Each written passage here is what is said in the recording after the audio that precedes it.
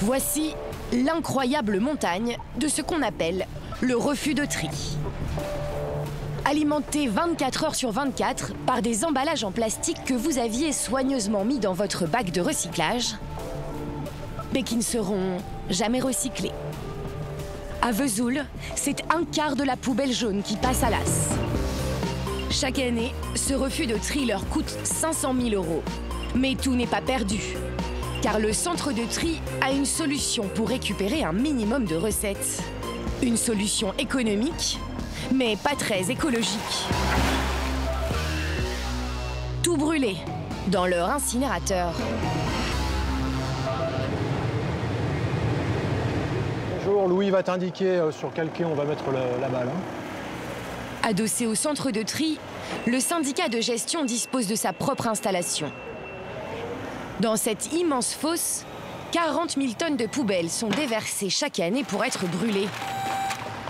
Et les emballages plastiques compressés y sont jetés tels quels.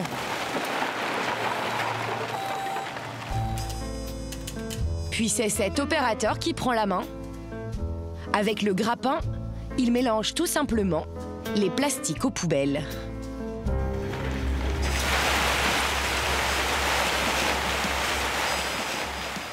Bon, tu as vu qu'on a la fosse qui est à 900 tonnes à peu près. J'ai vu ça, ouais. Suite à l'arrêt technique. Et on sera loin de... Laurent Guyot et Louis Huguin sont les responsables de cet incinérateur. Pour eux, cet incroyable gâchis serait presque un mal pour un bien. Car le plastique va agir comme un allume-feu en améliorant nettement la combustion.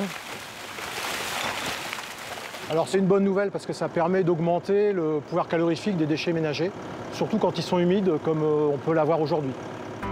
Seul avantage de cette opération, en brûlant ces déchets, l'usine va produire de l'électricité. Et voilà comment ça marche. Pendant la combustion, les poubelles et le plastique dégagent des fumées brûlantes qui vont chauffer de l'eau qui circule dans une chaudière. L'eau se transforme alors en vapeur, injectée à très haute pression dans une turbine. En tournant, ce moteur génère de l'électricité qui alimente toute l'usine. Le surplus est revendu à EDF pour une recette annuelle de 700 000 €. Mais il y a un revers à la médaille. L'incinération peut être dangereuse pour l'environnement et la santé. Après la combustion, il reste du déchet.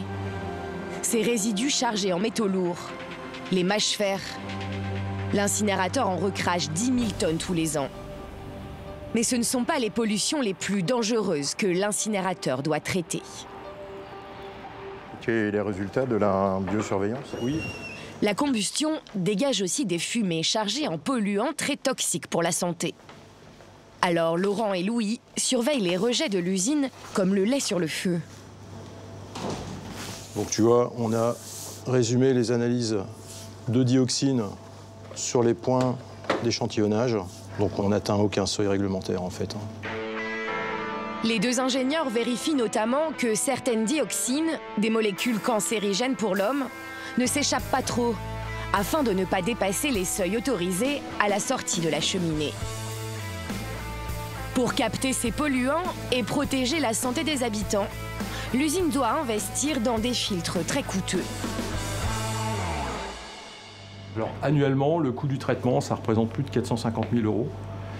Le coût de la biosurveillance, c'est 30 000 € d'analyse par an. C'est un gros poste pour nous, mais c'est indispensable évidemment pour le respect des contraintes réglementaires.